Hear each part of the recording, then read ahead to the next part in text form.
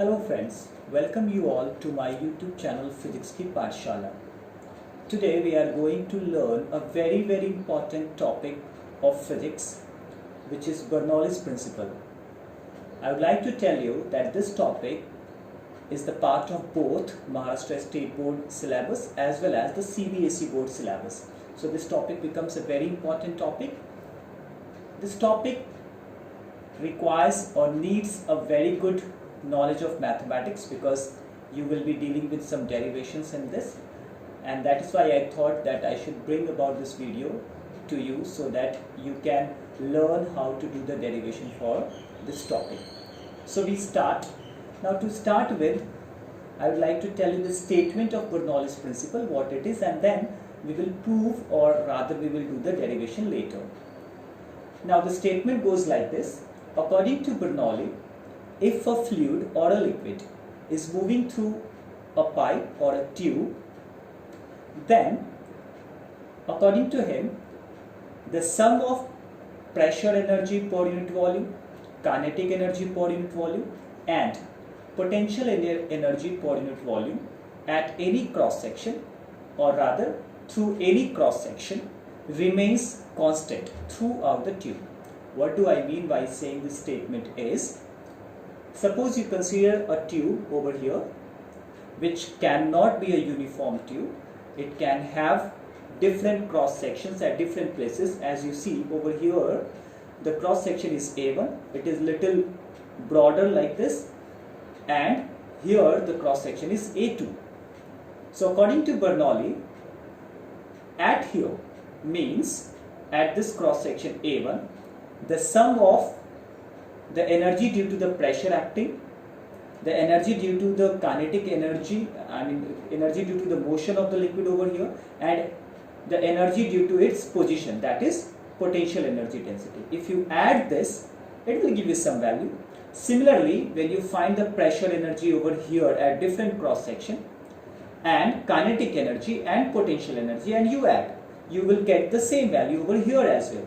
Apart from these two sections, if you consider section over here somewhere in the middle and you add pressure energy, kinetic energy and potential energy per unit volume, you are going to get the same value. So this is what Bernoullis Principle statement is. The sum of pressure energy density, kinetic energy density and potential energy density throughout the pipe remains constant. So we are going to see how it goes about, and we are going to prove this theorem. It is also called Bernoullis theorem. And once you get the derivation, you will call it as Bernoullis equation.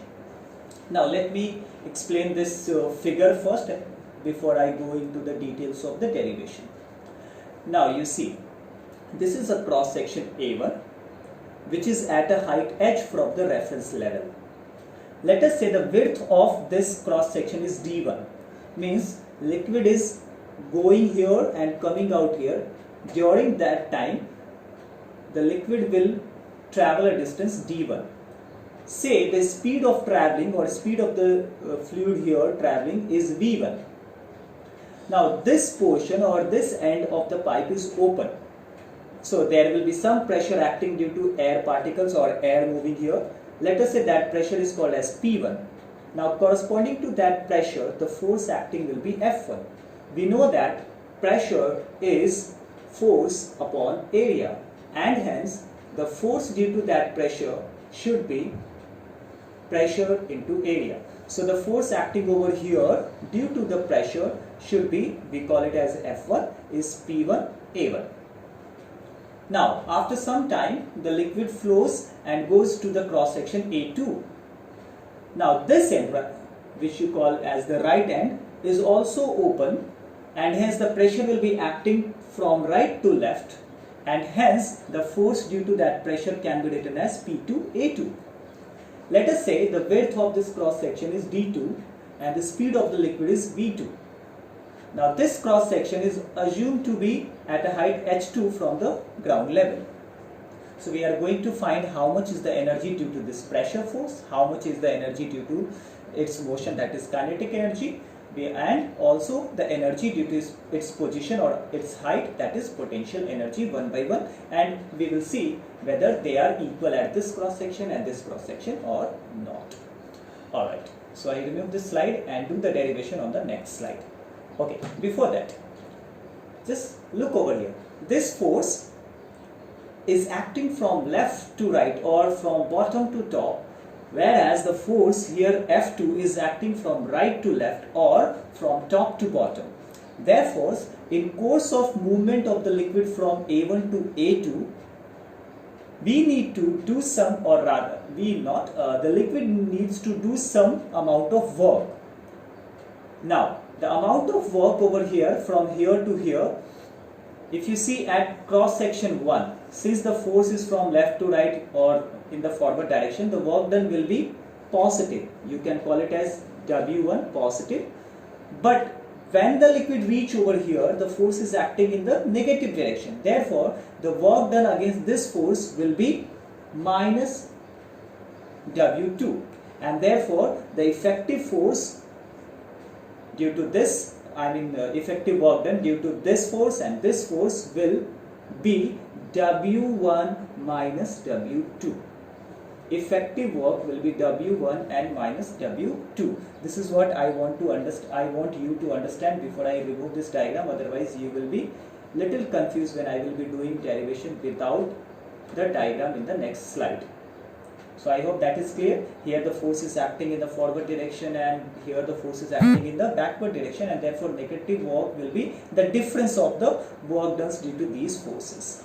Alright, so I remove this. So the effective work done in the process of movement, you call it as W effective, will be W1 minus W2. Now we know that the formula for work done is force into displacement. Over here the force is acting F1 and the displacement is D1 minus force acting at the right hand side is F2 and the distance traveled there was D2. Now we know that force we had already written over there was P1A1. So this will be P1A1 D1 minus the force there was P2A2. So this will be P2A2 D2. Now look carefully. This A1 is the area of that cross section and D1 is the width of that cross section. I just draw that diagram once again. This was the cross section A1. So this is the A1 area, cross sectional area A1, and this is the distance. Now area into this distance can also be assumed to be the height of this cylinder. So area into height of the cylinder gives you the volume of the cylinder. So in place of A1 D1, we can write that this is nothing but the volume.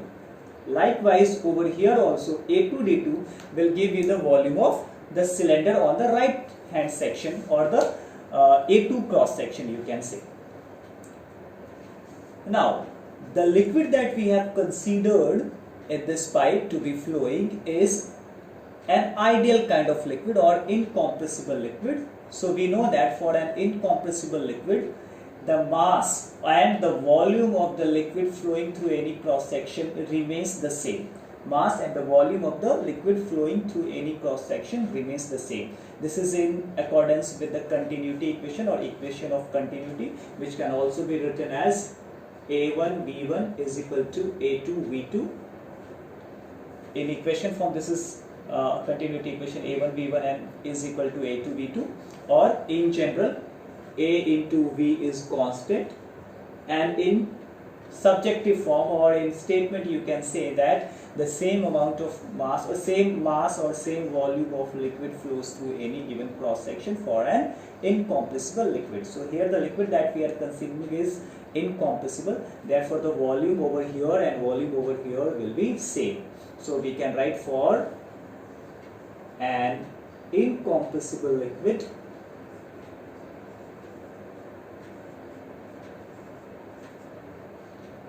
A1 D1 should be equal to A2 D2, which also can be called as the small amount of volume or small volume, that is volume of liquid flowing through the two cross sections.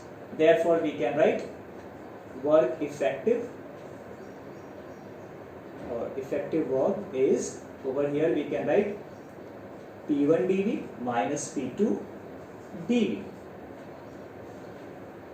Now we take dV as common, so we have over here P1 minus P2 dV. We call this equation as equation number 1.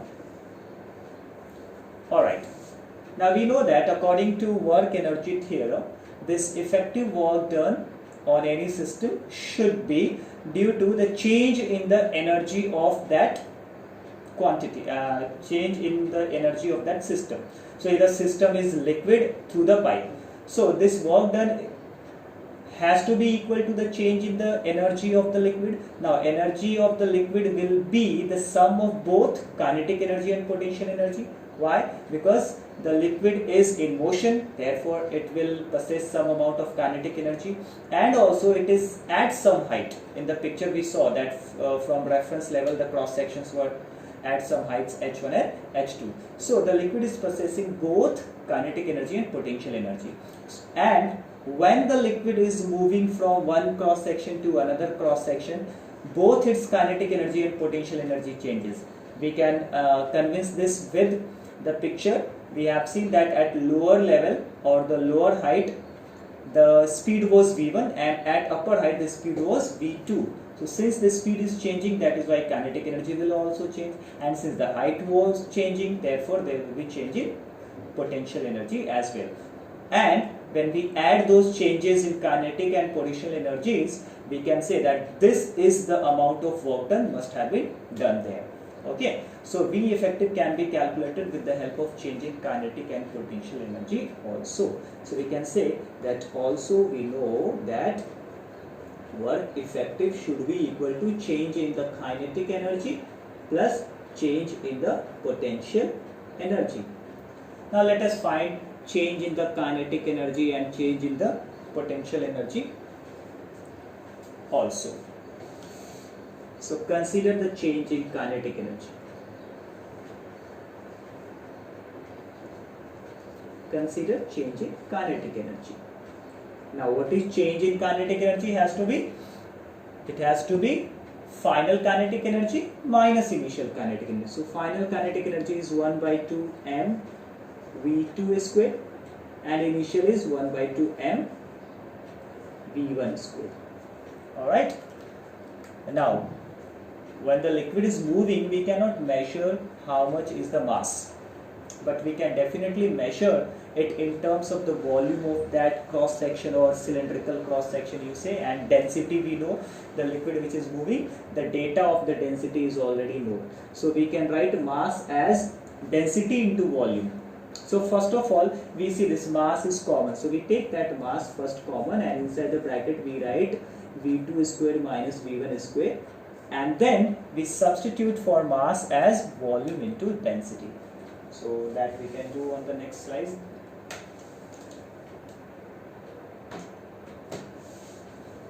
So this change in kinetic energy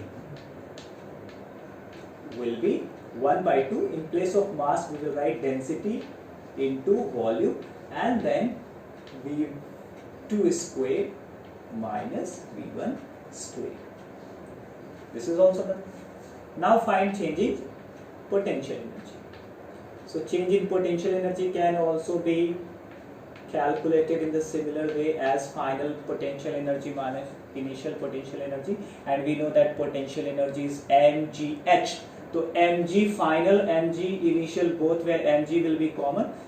So basically you will write mgh2 minus mgh1. So mg has been taken constant, h2 minus h1 inside the bracket, and in place of mass you will again write rho dV, and then this g, and then h2 minus h1. So kinetic energy and potential energy terms have been calculated with this formula.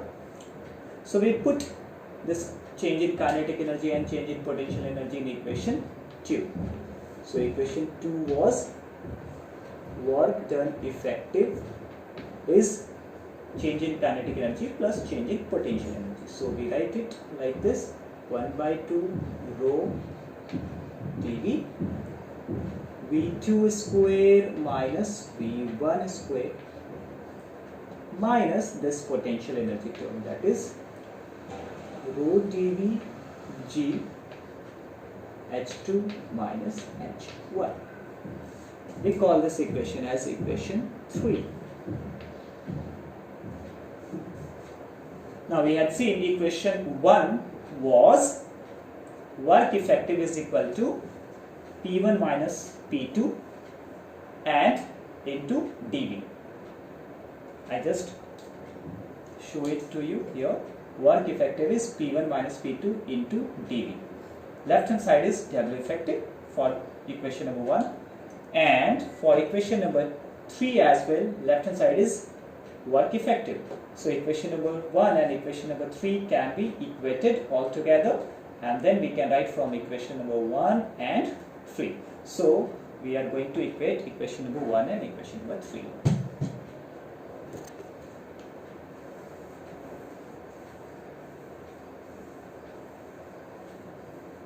So we will write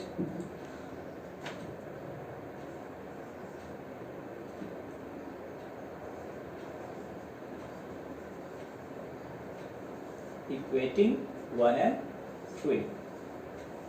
So for 1 the right hand side is P1 minus P2 into dV, and for 3 it is 1 by 2 rho dV inside the bracket V2 minus V1, V2 square minus V1 square, plus we had rho dV G H2 minus H1.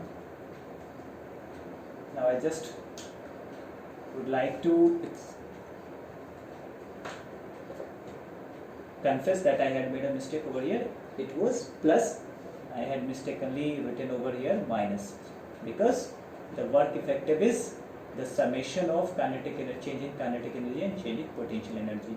So in the video previous weekends you must have seen here there was minus sign, so I am just writing it plus sign once again, so that you should not be getting confused when you are substituting this term over here.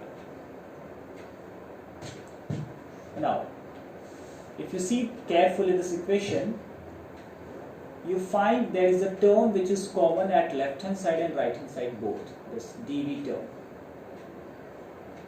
This dV term is common on the left hand side and right hand side both. So we can cancel that term and we will be left with P1 minus P2 on the left hand side.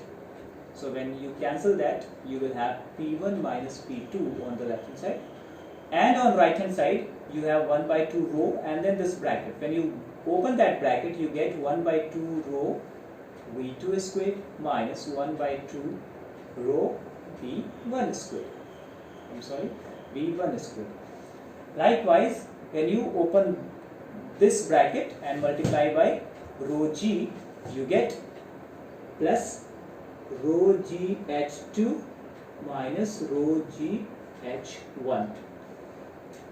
Now you observe on left hand side and right hand side including, you have 3 terms with 1 as the lower script and 3 terms as 2 as the lower scripts. Okay, so we take all the 1 terms together and 2 terms together.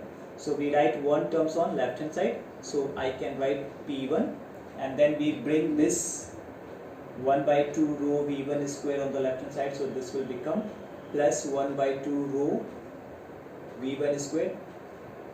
Likewise, we bring this term on the left hand side, so it will be rho G H1 positive here, and we send all the suffix 2 terms on the right hand side. So this P2 will go on the right hand side and it will become P2 positive, and then you had 1 by 2 rho V2 square already there, and you had rho GH2 already there.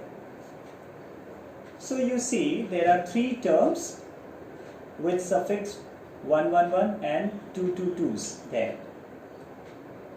So if you had third cross section or fourth cross section, you could have had P3 plus 1 by 2 rho V3 square plus rho G H3 is equal to P4 plus 1 by 2 rho V4 square plus rho G H4 and so forth. So in general you can write, what you can write is P plus 1 by 2 rho V square plus rho G H is a constant. Now if you look carefully, these three terms represent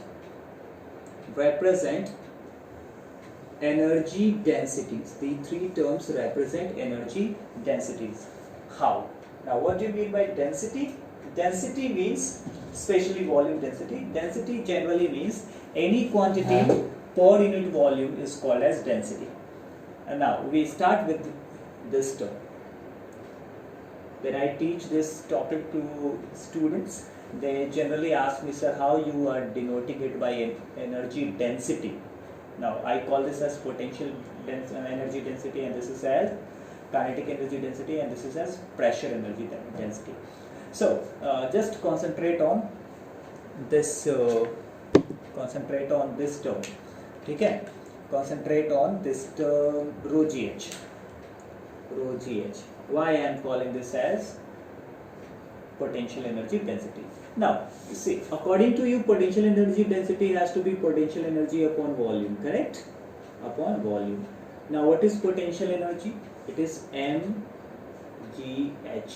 And what is volume you are considering over here is change in volume, dV. Alright. Now look here. This mass and volume. Mass upon volume gives you what? Mass upon volume gives you nothing but the density. So, and that is, density is nothing but rho. So rho GH. This is what over here. It is the same quantity you find over here. And how did you find this quantity? By dividing potential energy by volume. You are getting this quantity when you are dividing potential energy by volume. So this is basically potential energy per unit volume. So you can call it as potential energy density. So this is potential energy density. Likewise, we can also claim that this second term has to be kinetic energy density. How? So we will look over here. So kinetic energy density, according to the definition, has to be kinetic energy upon volume, and you know that kinetic energy is 1 upon 2 mass into velocity square, and volume divided by volume. So volume is dV you are considering here. So again, this mass upon volume will give you what? Nothing but density rho. So this will become 1 by 2 rho V square. This is what is appearing over here, which you have found when you have divided kinetic energy by volume. So you can call this as kinetic energy density. Alright, these two were little simpler. Now what about pressure? Why we are calling P, which is nothing but pressure? So pressure we are calling it pressure energy density. How it is? This is also a very tricky question which students generally ask. I mean, it's nothing but the grammar of physics, you can say. Now, if pressure is a pressure energy density, then it has to be some energy upon volume. Now, we also know that work and energy are interconvertible quantities. So when I say energy density, it is also work density, because work can be converted into energy, energy can be converted into work. So the amount of work that you do on the system is stored as energy in the system. So if we see that work due to pressure will be equivalent to the energy of that pressure. So work due to pressure can be written as, which we had already seen on the previous slides, that it was PdV. Work due to pressure was PD. So if you divide it by volume, so when you divide it by volume, work done by volume, what you get? So work done upon volume, when you do, you get this PdV upon dV. So dV gets cancelled and you are left with P, that is pressure. And this work done is nothing but energy also. So energy upon volume gives you pressure. So it can also be called as pressure energy density. So from this equation what you claim is the sum of pressure energy density, kinetic energy density and potential energy density for a liquid which is flowing through or which is moving through a tube or a pipe remains constant through any cross section. So this was the derivation for Bernoullis principle. There are many applications of Bernoullis principle which you will find in your textbook. Very simple and very basic and very important applications are there, which maybe we can discuss in the next video. I hope the derivation was very clear to you all. If you have any doubt or if you have any comment to say, you are most welcome. Now I hope if this is clear, I would like to say goodbye with this video. And before that, I would again like to remind you that please subscribe this channel, which motivates me to bring about many good videos, many helpful videos as long as the HSC board and CBSE board physics syllabus is concerned. So with this, I'd like to sign off. Thank you very much for being a very good audience, and please subscribe and share it with people. Thank you.